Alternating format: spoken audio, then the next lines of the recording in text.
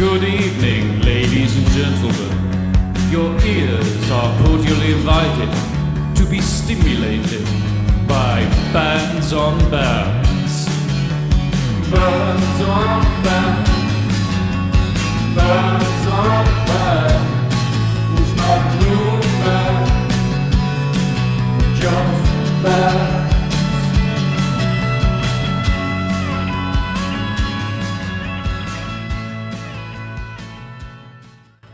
Welcome back, folks. Bands on Bands episode 2. This week we're going to be talking to Yon Mon, ex-frontman of the Shed project. We're going to listen to JJ Lovegrove and Grim 17's new tune. We're going to be listening to The Mystery Lights and Helicon, some bands that I've discovered this week.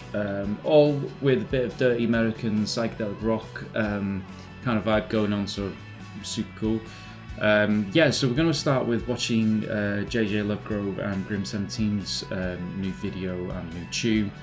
She's been on BBC Introducing already with this, so really getting the kind of traction we want to see because it's super fucking cool. Everything Grim 17 does is brilliant. The man is a genius. So let's have a look at that first song. I think it's called If I Was a Love Song, and yeah, check it out. Super cool.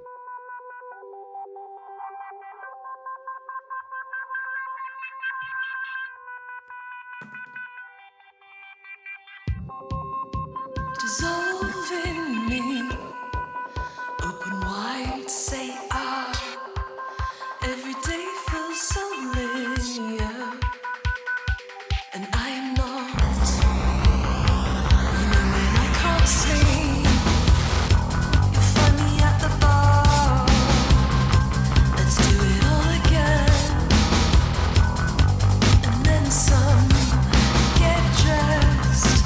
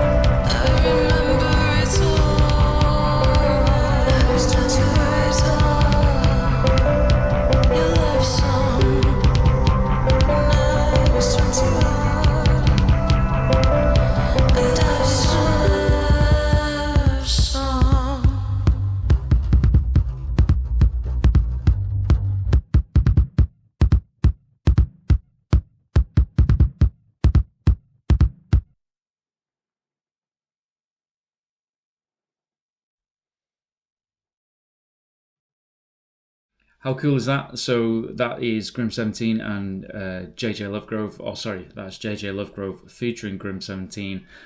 Really cool, sort of early 90s, late 80s American cinema kind of vibe. Yeah, it's so cool. Her voice is brilliant, and that video, I'm jealous. I want her to make my next music video. That'd be sweet. And also get her on the show for a chat, and we could talk about what it's like to work with Grim 17, get all the dirt on that little genius. Right, move on to the next song. I'm going to listen to The Mystery Lights. I don't know about you, but every time I listen to my favourite bands on Spotify, I always go and look at fans also like, and this is how I found these guys.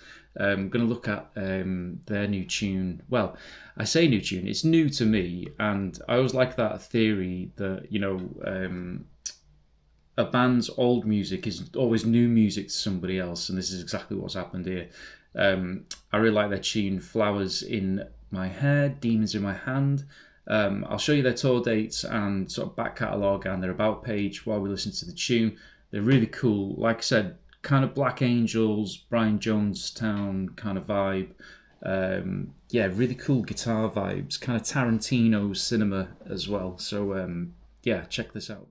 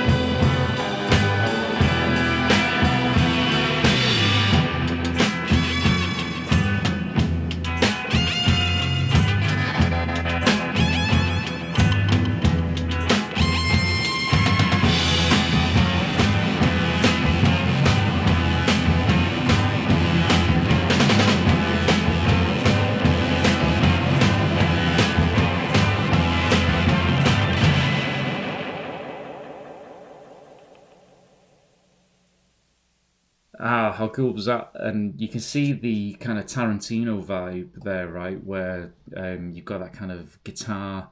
Reminds me from Dusk Till Dawn. That kind of, when the band's on stage and everyone's getting torn to shreds. That kind of vibe. So yeah, super cool, love it. So go check them out. And if you're in, I don't know, New York or anywhere in the States, and you get to see these guys live, please let me know what that's like. I bet it's fucking awesome. So yeah, let's move on to the next track.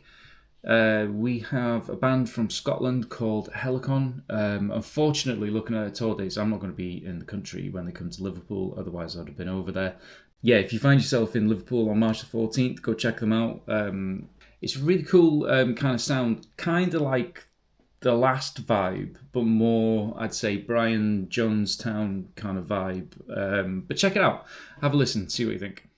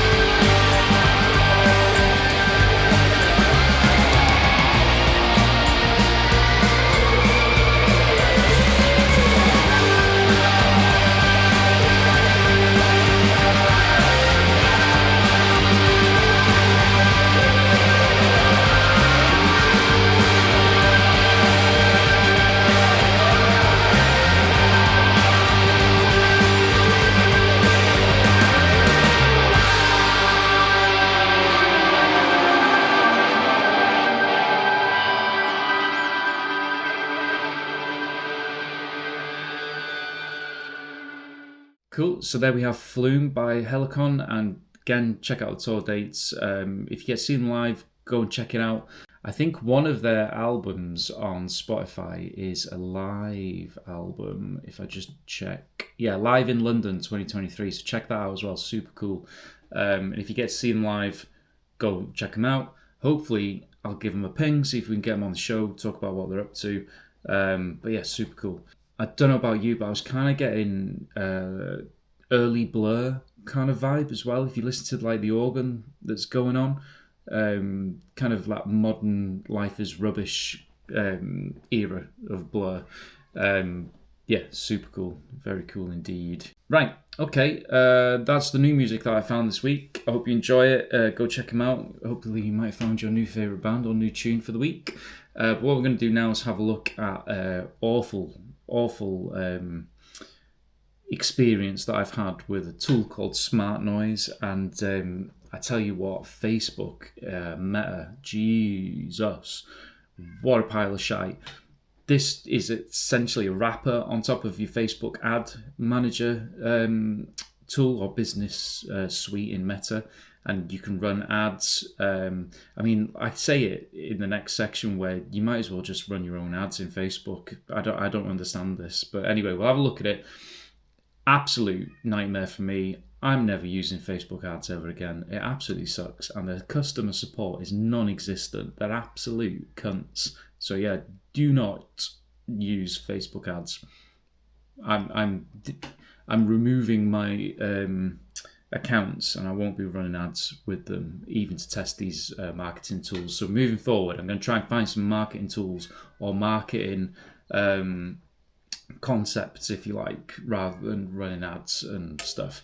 I mean, I wouldn't have minded spending a few quid on running some ads, you know, like I did with the miso soup thing. But that in itself, I don't know if you saw that review I put up during the week. Fucking hell, it's awful. Might as well get my cat to run reviews for me and pay it in biscuits and save myself the 10 quid. Anyways, enough waffle. Check it out, Smart Noise. So, tooling. What are we looking at this time? I'm going to have a look at a tool called Smart Noise. Essentially, a glorified Facebook ad campaign manager that also connects you to Spotify playlists that might want to charge you for the privilege of going on their playlists. Some of these payments may be tarted up as a coffee or whatever else, but it's still pay for playlists. And here it's pay for adverts that I could manage in my own Meta business account. But I'm going to pay Smart Noise for the privilege. One of the things about Smart Noise as well is the cost model. It starts at £30 a month. In this one you get unlimited links, so you can create links for your band pages, for people to come through, follow you into Spotify and whatever else. And pre-saves, because we all like pre-saves. There's this thing called unlimited fans and unlimited automated emails. So I don't know if you know, but in Facebook ad management, if you connect your Instagram and your Facebook pages together, this will show you new followers, and you can tag them as new fans and create email lists and all that kind of jazz. Yeah, I would say waste of money, waste of time. Just manage it yourself in Facebook and jobs are good and really. Why would you want to use Smart Noise, I hear you ask? You might want to use it if you're not too technically savvy and you just want to walk through this lovely portal and set up your campaign. The likelihood of it working straight out the gate and your Facebook ad running is highly, well, I won't say highly unlikely, but mine didn't work. And I had to do loads of technical shenanigans in the background to get it to work. So yours might work, but mine didn't. So good luck to you if it works. So yeah, use the wizard, set up an ad, off you pop. The whole world finds you, and that's great. But again, remember, you're paying a monthly fee for skin on top of your ad campaign management. So you're just basically taking the data from Facebook ad management, putting it into this portal and making it look like they're doing stuff for you. So I would say don't use this. don't sue me, Smart Noise, but I didn't find any value in it, and I'm not sure you would. I would just say, go ahead and use Facebook Ad Manager and give this one a side step, and then we can look at some other tools. Update on Muso Soup.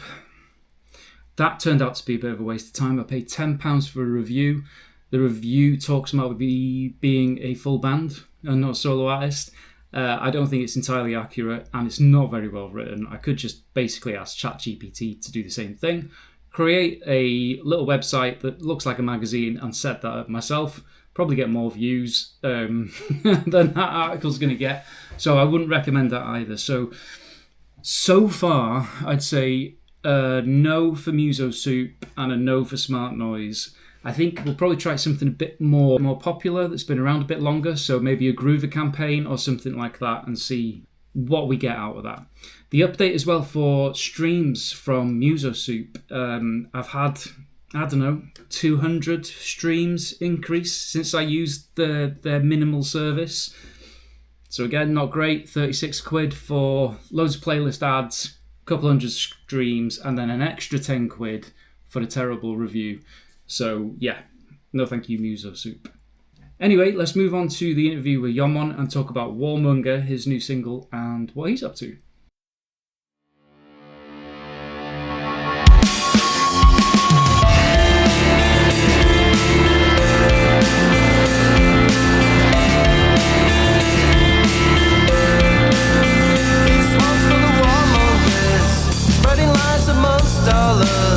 All for profit and greed, but we let them succeed. They plant the seed.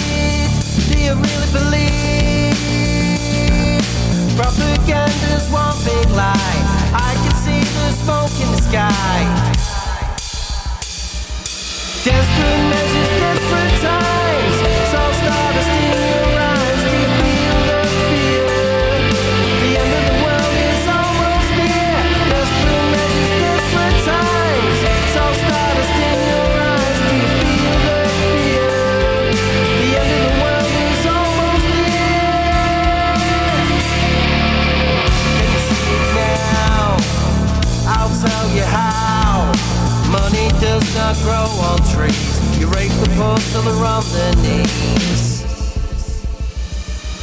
Desperate measures, desperate times. So stardust in your eyes. Do you feel the fear? The end of the world is almost near. Desperate measures, desperate times. So stardust in your eyes. Do you feel the fear? The end of the world is almost near.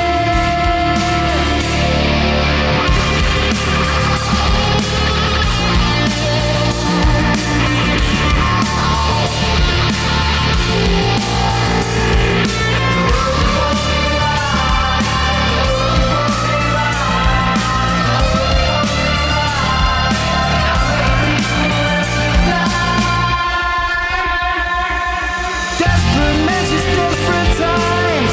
So stardust in your eyes. Do you feel the fear? The end of the world is almost near. Desperate measures, desperate times. So stardust in your eyes. Do you feel the fear? The end of the world is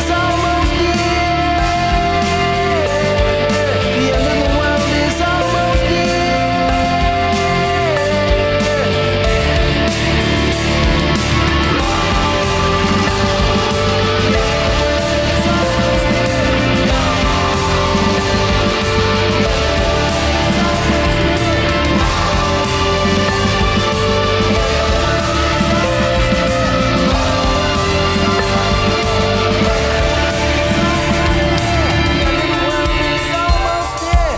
The end of the world is almost near. Cool. Right, we'll go. So yeah, welcome to Bands on Bands. This is going to be episode 2, and going to be talking to Yon Mon, or Roy, as some of you might know him. First time for me chatting to him as well. So yeah, I think looking forward to this one. It's going to be good. So welcome, Roy. How are you? I'm all right. Can't just finished work, grabbed in and just having a brew. Nice. Yeah, literally just been doing the same thing myself. Cool. So tell us about what you got going on. I think the last track I played was Picture This, but I think you've got more music coming out, right? Yeah, I've got a single called Warmongers on the 21st. But yeah, looking forward to that. And then just working on the album, really, just trying to graft that out. It's just been exciting working on my own. Have you got the whole thing written out, or are you writing it as you go? No, it's done. Obviously, probably written for the Shed Project's third album, but obviously that didn't come off. We rehearsed a few of these tunes, what I'm doing, just before we broke up, and obviously then I thought, you know what, they'll make good tunes, so just carried it on from the Shed Project, basically. Okay, cool. So I remember years ago being in a band myself, and like we repurposed some old songs for new material and stuff. Is anything like that? You like repurposing any old Shed songs or? There is one called Better Days. Danny, who I'm working with from the Jail Assembly, he was the bass player in the Jail Assembly, and he's got his own studio, the Ivy. So we used to record with Danny anyway. We started doing it ourselves, and then we got in with Danny. And so I'm always in with him. I'm always working with him, you know what I mean? And quite a few Shed songs, me and him got in, and then the lads did the parts and things like that. So basically, it's just normal for me just going in with Danny. So there was a few. There was one called Better Days, which we had on a compilation album for Citizens Records. But the lads didn't like it, so I just did it with Danny and we give it to that compilation. But I'm going to get MC Tunes on that, who I work with. And then there's one called Selfie Queen, what I give to the Sheds. And Ollie, who was only 19 at the time, then were like, you can't say that. So I thought, right, I'll have that for my solo album.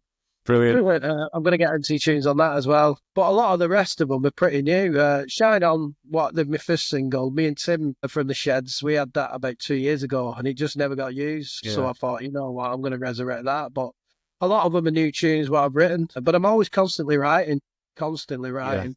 So. Are you starting with, is it the lyrics that come to your head first, or is it like a melody and then you work back on with it's lyrics? The lyric. I'm a lyricist that I can't play. I can play a bit of bass, but I just instantly know when I'm writing something how it goes in my head, and I've got that melody already in my head, and I can portray it and I can hum it, and someone will play it, or I'll hum it to Danny, and we'll just get it straight away. And we normally go again. We'll get a basic drum beat down, and then I'll sing it the way I want it, and then we'll build it around that. That's What quite I've in my head, if you know what I mean. Yeah. So It's a bit of writing, like, but it's just I've always done it. that's mad, because for me it's the other way around. I always do the lyrics last once I've done all the music. So yeah, that feels back to front to me. Yeah, well, I'm back to front. Yeah, really works for you though. I like I was saying the other day that the picture, this one that played on the last episode, that just gets stuck in my head whenever I listen to it. It's like proper catchy as hell. It's really good. Yeah, I just come out of nowhere. I just had it one day, and that was it. And then I went in with Danny, and we built it to what it were, and I was really happy with it. Tried out. We were playing around with synthesizers and stuff as well.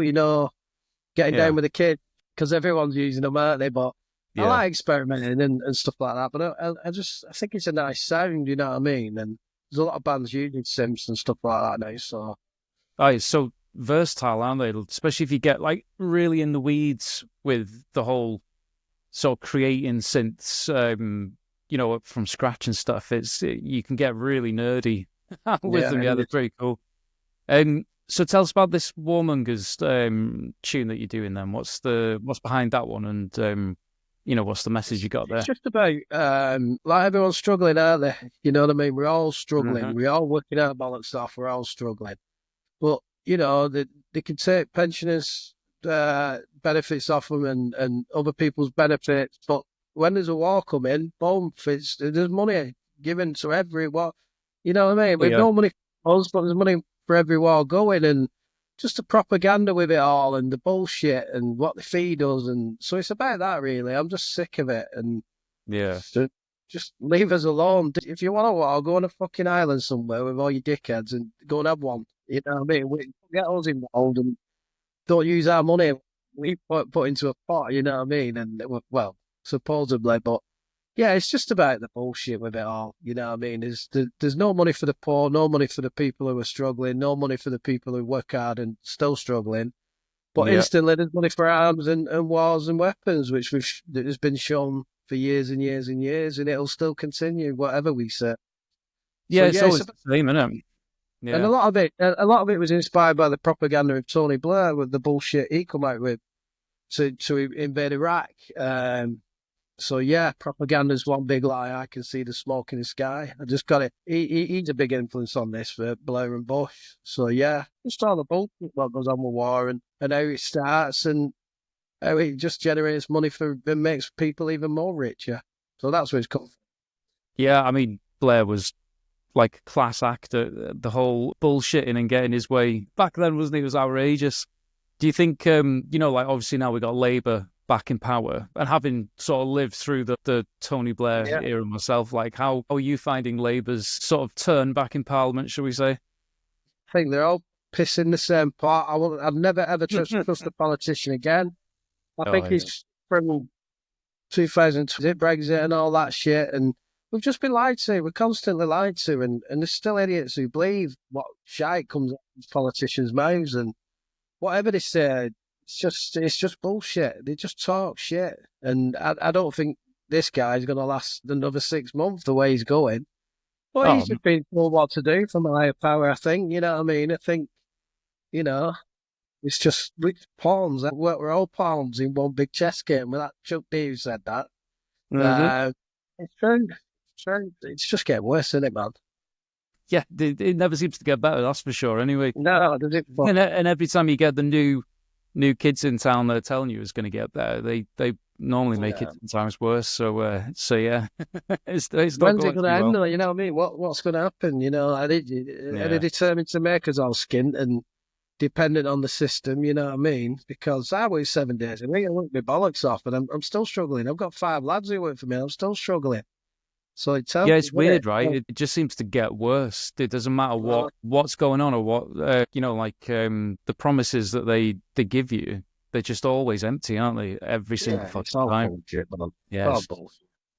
Yes. Well, it is bullshit, but it's good content for song lyrics, though. It is, man. And like I say, I just write about what I see and what I Yeah. hear and stuff. I'm a Yeah. painter and decorator, and the people are my news outlets. You know what I mean? I work for Jewish people, I work for Pakistani people, I work for Chinese people, English people, and rich people, poor people. So I get daily updates of different religions, different cultures, different classes of people, and it's just like it's like a sponge, man. And them are my news outlet, the people. You know what I mean?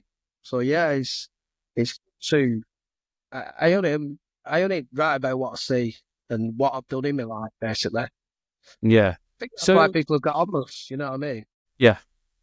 Well, what's your earliest memory of music being an influence on you and you wanting to do that yourself? Like, when did you first start writing songs and lyrics and stuff? I've only written songs the last 6 years. The Shed project started in Okay. 2020. Yeah, Yeah. I'm to it, 48 now, 49 nearly. But growing up with music, it was my mum with the Supremes, Northern Soul, the massive record collection. Yeah. Then in '84, watching Breakdance the movie, I got into rap music, hip hop, because I always hung about with older kids, you know what I mean, who were 5 years older than me. So I got pretty streetwise pretty quick. And then in '89, obviously, then the Roses. I was in my mate's bedroom in 1988, and he played Elephant Stone to me, and I went, "What the bloody hell?" It just changed my life. It just changed my life. Remember it clear as day. And then my mate's big brother he did as a tape with the Mondays, the Charlatans, the Roses, and then the Spirals come along. So it was just that, man. That was my biggest hit, Manchester and 89, 90, stuff like that. Northside, New Fads, Stone Roses, the Charlatans, all that era. As for writing, I've always watched music. I've always been to gigs. I've always been going to gigs. And I've always thought about being in a band, and it's just never, ever the time's never been right. And then it was 2013 it was, and my mates were messing about in an attic of a pub. They've been playing in the bedrooms with the guitars and that. And I'd heard about it, so I went and seen them, like, and they was shit. And they needed a bass player. So I said, I'll try it, like. So my mate lent me a bass, took it home. I learned I want to be adored, and that was it. And it was called The Attic, in the attic of a pub. And we did for a few years, and we played a couple of gigs with, like the Teenage Kicks and a few Oasis tunes and that, and got the buzz from there. And then about 2018, me and John used to send me these little riffs on his Strat. He used to work nights in the factory, so when he was bored, he'd go in and do these little riffs and send them me on WhatsApp and put some lyrics to it. So straight away, I would bang lyrics to it. So like 30 years of frustration of wanting to be in a band just all come out in me. And then we got in his shed and did 12 demos, and we met Tim, who was in the Chap project, who was bass playing the Chap project. And 2019, early January 2020, we had like 12 tunes, and we had Living there, and we produced it ourselves. It was shocking. Yeah. And it was shit, but I've kept it on Spotify just to see how shit it is, you know what I mean? But we got it out, and people were going, it's not bad this, and then we released another one shot, and then we just started releasing these tunes, and we were getting better and better at the production. And then in June 2020, we joined Twitter, and we released a tune called Lucky Number. And everyone just got on us on Twitter and thought, who are these guys? But then Twitter made me realise there's a massive world of new bands and artists out there. What I didn't even know about because I was still stuck in 1989. Yeah. So then I listened to these bands and Heavy North, Skylights, Marseille, and it just opened me up to this mad world of all these mad bands and that. And then obviously then I started sharing them, and that's where we are today, you know what I mean? So I think it's not a lot of people really give, especially now that it's X and it's been taken over, but not a lot of people give Twitter that kind of, what's the word, like time of day for how good it is for that community of like, bringing it's new always bands been our best together. thing. It's always been our best thing. Without Twitter with the sheds, you know what I mean? We still would have sold tickets, but with Twitter, it just made it 10 times better. And we had a great community on there, and still out there's still a lot of people, but a lot of people have left. But I think Twitter or X, if you don't like something, scroll on. Yeah. That's what I say. Yeah, exactly right. Everyone's got an opinion, and if you don't like their opinion, just nod on and jog on. Well, that's the beauty of these kind of sites, though, like Twitter and whatnot, because it's only showing you content that you're interested in looking at anyway. So if you're scrolling through it and you're hating it, then you're just using it wrong, like subjecting yourself to content if you I don't like like. something, I'll just go. Everyone's moved to that blue sky, and I've been on there. Shit, it's like you've got all right wing dickheads on blue sky, and then you've got a load of left wing people on right wing on Twitter, and then the left wing on blue sky. I'm in between. I don't want any left, any right. I just want to be me and get out and share my music. You know what I mean? But like I say, but just got an opinion, just jog on. Simple as. So I guess for people that don't know you from the Shed Project days and they're just like Yon Mon newbie fans, like what was it that, because like obviously bands break up, and been there myself in bands where I've left because like just isn't feasible with work and life and stuff. Is that kind of what happened with the Shed? Is it just like you all went your own ways, or like what was the sort of thing that we was flying, we was really doing well, and then we had a bit of disappointment last year. We got promised a few festivals here and there and stuff like that, and that didn't come off, and because we sold out nearly every gig we put on, and we've been really lucky. And then we had a gig in Newcastle. Well, Ollie left in November last year. We supported the Skylights Manchester Academy, and then Ollie left. He's only a young lad. So we got another lad in called Tim, my old mate, Shane's old mate, and everything was going rosy. We got back. We did a gig at the Phoenix. We did Wax and Beans. But my mate John, who set up the Shed Project with me, I tell something we're right. You know what I mean? He was having a lot of shit at work. He works shifts. So his shift weren't suiting us, and we had to whip round him. So we had a meeting, and he just said, my heart's not in it, you know what I mean? I need a bit of time. And so we was on about carrying on as a 4-piece, and I just said, without John, it's not the Shed Project, you know what I mean? Me and him created it, and without him, it wouldn't be the Shed, it wouldn't be the same, you know what I mean? So we just there and then we just said, right, let's sack it off, and we did a farewell show last June, I think it were, in Bolton, sold it out, and that was it. But we're all good, great mates, and like I said, Tim and Ollie have played on my new tunes and stuff. So, but I know the lads are mixing it. Everything's amicable, everything's left open, because we're all really, really good mates. We're all lifelong friends as well, so that helps. You know what I mean? We always said amigos, no egos. You know what I mean? Yeah, I love that. Yeah. As soon as other things come in front of friendship, it's the time to wrap it up, and that's what happened.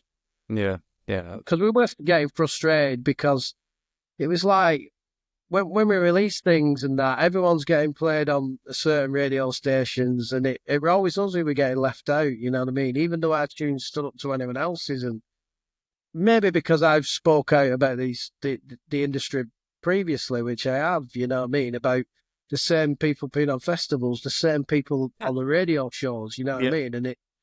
And I've spoke out about it, and people don't like it when you've got an opinion and you speak out about a thing. Especially when you point out obvious truths as well that people, it's odd, isn't it? You know, like we all know, you know, having been in the position you're in with a band or like a new band, you're trying to like grow your fan base. You know for a fact that you need a healthy marketing budget for X, Y, and Z. If you want to get on those festivals and those radio shows, you got to pay for it, right? You got to put that up front, or you got to graft and then use that money to put it back into it. But we all know that. But as soon as you talk about it, you're like, can't talk to him about that. That's why we put on our own shows, you know what I mean? And for me to play Manchester Academy, when I watched Oasis there in 94, 95, whenever it were, you know what I mean? And to stand on that same stage as Northside and My Heroes, and it's cool. And we put that gig on ourselves, you know what I mean? There were 500 people there, and we sold it out, and it's you know what I mean? It's so we had everything. We had momentum, we had this, that, but you just hit a brick wall, and it's so frustrating at times. Yeah, and I think that's what a lot of bands, you know, they either go their separate ways at that point, because like I've done it myself, where you just get to the point you think, right, I'm not getting anywhere unless I either pile a ton of money into this or we all go into it like full time, because doing it part time with a job and whatnot, again, that's a hindrance to it, right? So I think you got to have that kind of sort of realistic sort of conversation with yourself, haven't you? Yeah. Well, me and John had no targets. We didn't even think our music could get out of his shed. You know, played at venues. I've played at London and Glasgow, Liverpool, selling them out, and Manchester, and you know, and it's just like, wow, we've done this, we've done that, and it's amazing. It's absolutely amazing what we achieved. I'm so proud of it. Right? Yeah, no, it's brilliant. It's really, really cool. And got 2 albums on vinyl as well. I'm a massive vinyl collector, and to have that album in your own collection, what's yours, what you've written, it's just mind blowing. I look at it now and think, bloody hell, that's ours. You know, we wrote that, and it's there for life. So no, it's super cool. Are you planning on doing the same with this album? Like, are you gonna like get an album out and then go and gig and whatnot, or is it just more like a sort of personal project? I do it for my mental state as well, you know what I mean, and to keep me on a level because of my pressure at work and other things in life. And I get in that studio for an escape and just to switch off. And I mean, it's like, whereas 10 years ago I'd go and get something and snort or whatever, I'm in that studio now and creating. So I do it for my mental health, basically. Brilliant. Yeah. But I've got plans. We're halfway through this album now. All demo, everything's down, 10 songs down. I knew which songs it was straight away, so I said, right, we're doing this, and then we're just going one by one now. So I think we're on number 7 now. And then the other 3 are demoed as well, so they shouldn't take long. And I spoke to Danny. He was the bass player in the Jet Assembly, so he's on board playing bass. my old Shed Project drummer Shane, he's dying to get involved. He's missing it, you know what I mean? And Yeah. same on bass, I've got him playing guitar, so he's an amazing guitar player. So Oh, nice. he's getting involved, and then probably just there's a lad who I really want as well. So if in time when I do get a band, I can get a band together, no problem. I don't think, you know what I mean. So yeah, I'd love to get on stage again because I am missing it. I really do miss it. Yes. There's nothing better than that buzz.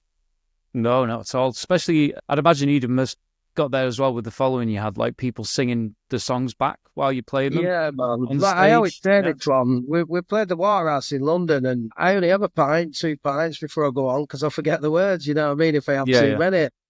And it was third song in. I started singing My Life, and 140 people from London were singing My Life back to me, and I looked at Brilliant. Ollie, and he looked at me, and I looked up in the sky, and it was like Ollie was 10 foot above me, and I was just sucking this air, and I'm thinking, you know what? You can't beat this. I've had every drug in the world, and no drug Yeah. beats that. It's No, madness. it's super cool, isn't it? It's Yeah. really cool. So I guess with the Shed stuff and your new stuff, are you feeling like your sound's evolving, or is this more you than the Shed No, was? it's or always like, evolving. It's always evolving. We did that with the Shed Project. We wanted to make music while sounding like anybody could make music. We wanted to keep it DIY, and obviously then you get better and better and better and better. That's why we've kept the early stuff on, because I just want to say anybody can make music, anybody can do it. You know what I mean? Go and do it. If you fancy it, go and have a go at it. That was the ethos of the Shed Project, DIY, and let's do it. But yeah, we get better and better. Every tune got better and better with the Sheds, you know what I mean? Our back catalogue, you can see it in every single song, and the second is produced really well. But the new stuff now, the first two I put out, and what I'm hearing now, it's just better and better. But yeah, it's always a progression, because I'm always into trying new things, you know what I mean? And we've worked with MC Tunes again. He's coming down in a few weeks into the studio, and it'd be good to work with him again. And every tune's different as well. I don't just stick to one sound, and I like to experiment and see where it goes. do you have any kind of? I know it's a bit of a cliche question, but like you mentioned there about like the experimental side of things, is there anyone that kind of influences those kind of experiments, or any kind of people that have pioneered techniques that you want to try out, or and not from like a musical perspective, but more like from a production kind of sound evolution perspective? Well, Ian Brown's my all-time hero, you know what I mean? If you listen to Ian Brown's albums, his solo albums, every album's different, you know what I mean? Every album's a different thing, and same with Ian. He's not scared to say what he thinks, and he's probably written about every subject going, you know what I mean? And Yeah. inspired me to sound. He's a massive, massive influence on me. The way he sounds and stuff like that. But my lad's a grime DJ. He's a grime DJ. Some of the Brilliant. kids he works with, I'd love to get them in the studio and do something with them. You know what I mean? Do an indie tune with one of them spitting over it or whatever. You know. So I'm open to everything. I love dance music. I love 90s dance music as well, and interested in the remix stuff. You know, I've asked my mate called James Barlow. He's Salado. I don't know if you've heard of Salado. They're a big dance bit, and they've done remixes with Ruetta and things like that. And Cool. I keep marrying him to remix one of our tunes, but he's like, Yeah. oh, so. But yeah, man. So the dance aspect of it as well. We did a tune called Naughty on our last album, and that was inspired by the Paul Oakenfold remixes for the Happy Mondays. Just that dance element. So yeah, that crossover's really interested me. You know. Yeah, that sounds like that'd be super cool. Yeah. Yeah, man, that sounds well good. So one thing I was going to ask, if people haven't heard you before, and you wanted them to sort of pick up a certain journey in your sort of records or singles that you've released, where would you recommend people get started to sort of learn about Yon Mon and his music? Where would you recommend they jump right in? Just listen to the Shed Project, because obviously what I'm doing now is going to be similar, you know what I mean? But obviously a bit more advanced, I think. But yeah, just listen to them two Shed Project albums, because everybody who listens to them says my lyrics are relatable and they love the tune. So yeah, man, it's gonna be more of that. Okay.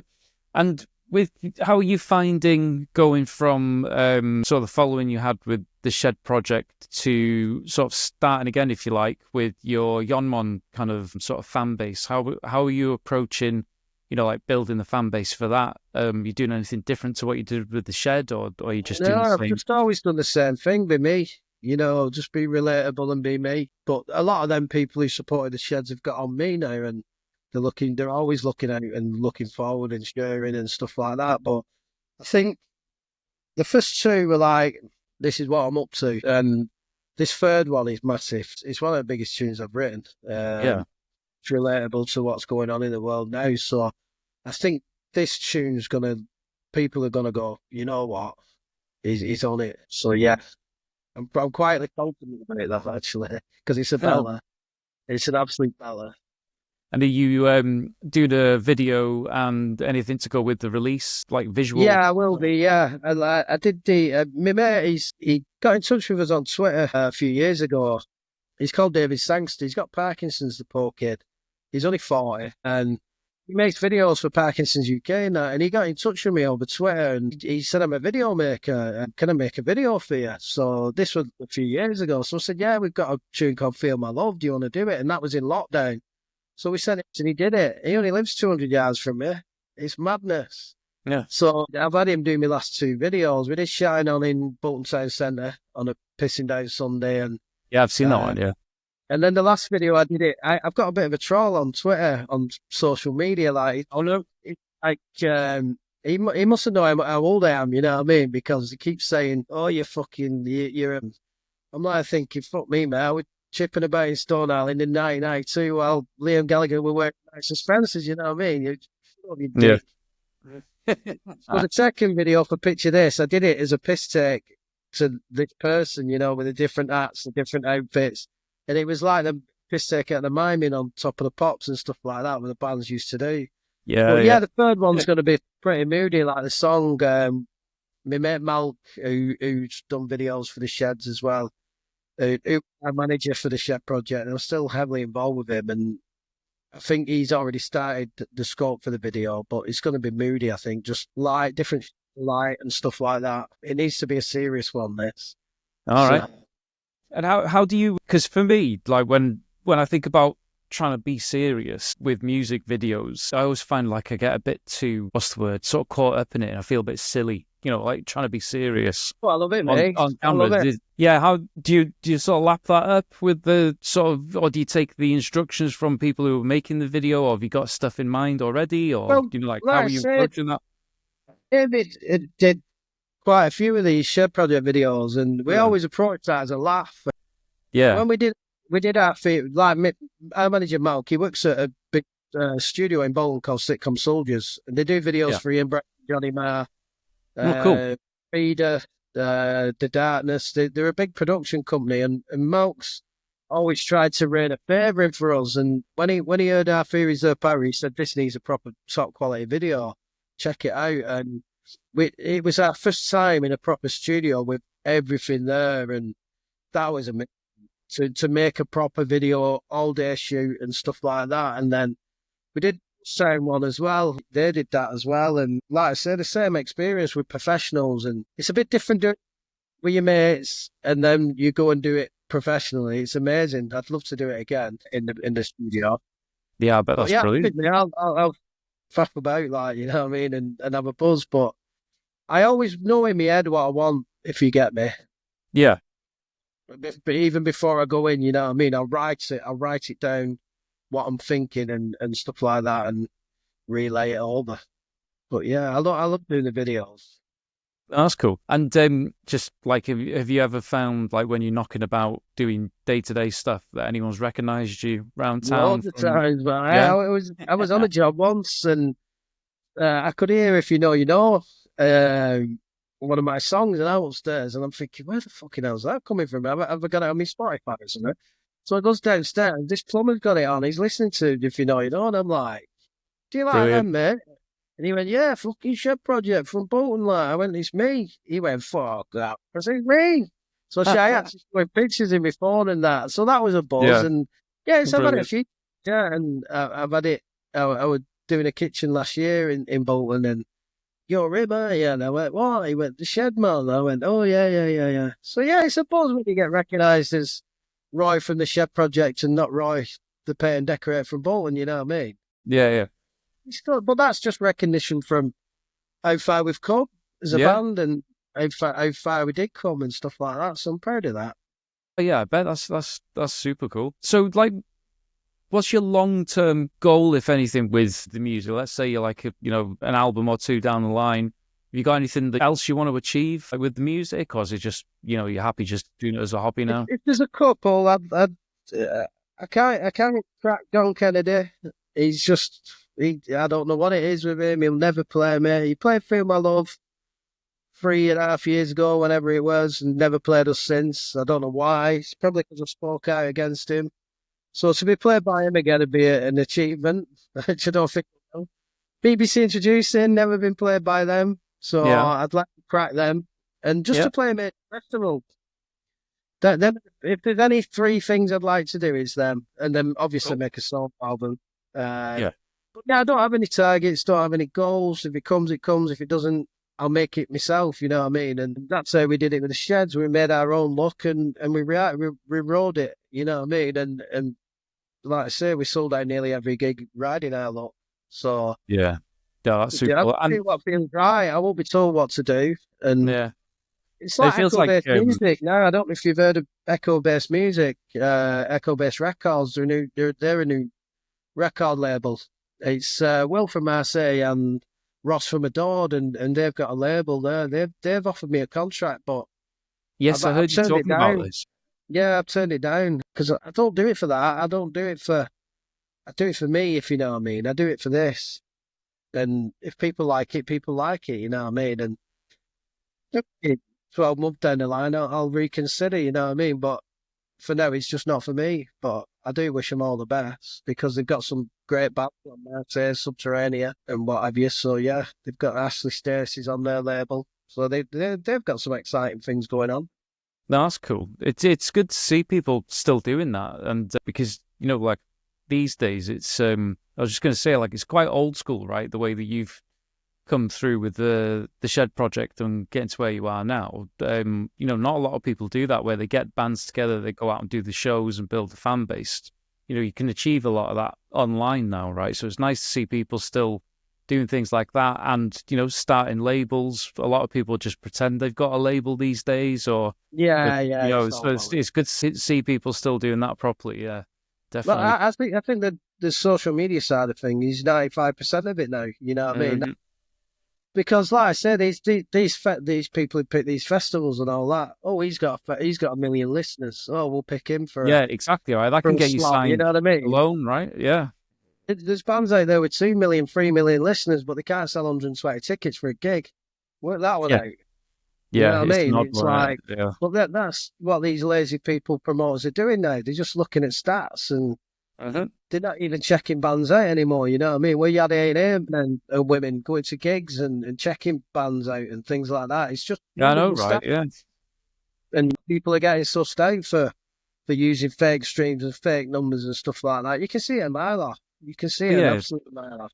Yeah, when I put out an album during lockdown, there was loads of like little groups knocking about where they were all listening to their own streams on like loads of different devices and just sort of stream farming between them. It was just insane. It was like, you just look stupid in the end. Like you said, you might have like tens of thousands of online followers, but you can't sell a ticket to a gig. I'd rather have 100 people listening and 100 people come to my gig than a million people supposedly listening and I can't sell 20, 30 tickets, you know what I mean? So exactly, it just makes you look like a dickhead. And a few people have been sussed out about it, you know what I mean? And bands and stuff like that.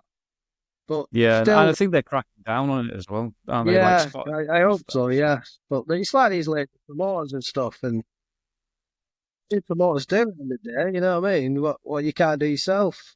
There's some belting promoters out there. Don't get me wrong. We've worked with some great Ross from Adored. He's one of the best out there. Carl at IGM. We've worked with Stuart Pentatonic. Big shouts to him. You know what I mean? There's some great promoters. Yeah.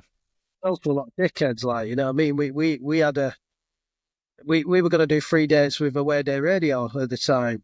Okay. And, we were a week away from the tour starting in Birmingham and did not fit the venue. Wow. And it was like, you know what I mean? What do you want us to do? Turn up, you fucking idiot. So I called him out on it and stuff like that. And he was still denying it like a week before. And it's like, are you mad? So yeah, there's a lot of bad ones out there, but yeah, that's never going to change. Well, what they're paying these kids as well now for support and that. Oh, you've got to sell 20 tickets and you'll get 20 quid back. Or come and travel from Glasgow to London and we'll give you 50 quid. Come on, man. Help the kids out, you know what I mean? Yeah. I mean, that's never going to change. I remember when we started out gigging, you know, like 20 years ago, and it was the same then. You'd like sell some tickets or you get a crate of beer or whatever. They always I understand for the exposure, you know what I mean? But when kids are getting up, haven't you? Yeah, when bands are getting ripped off and like bands were playing festivals last year and not even getting a drink of water and not even getting paid, you know what I mean? And there's loads of horror stories, and it seems to be the same promoters all the time, not paying people, the same venues not paying people and stuff like that. They need to be hated because they're wankers, because it's hard enough as it is, you know what I mean? It's bad enough. You know how hard it is yourself, trying to get your music out, trying to get your following, trying to get this, that, vinyls, trying to get a vinyl, you know, you're spending $2,000. Yeah. And you know what I mean? We always looked after our support bands with the sheds, you know what I mean? Even if we didn't make any money, we still pay them handsomely. And I'm proud of that we had a good reputation of looking after other bands as well. Because I'd rather have a reputation than make an extra 100 quid, you know what I mean? I'm not bothered.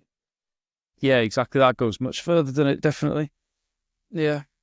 So, cool. I think, I was going to ask you one last question. That was it.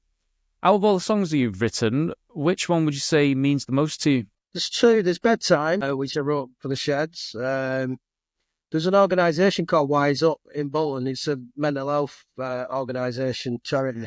And I wrote this song called Bedtime. It was about my mum having cancer and my brother being a heroin addict at the same time. It was about that bad time I had in my life. And what we did, we teamed up with Wise Up and released it.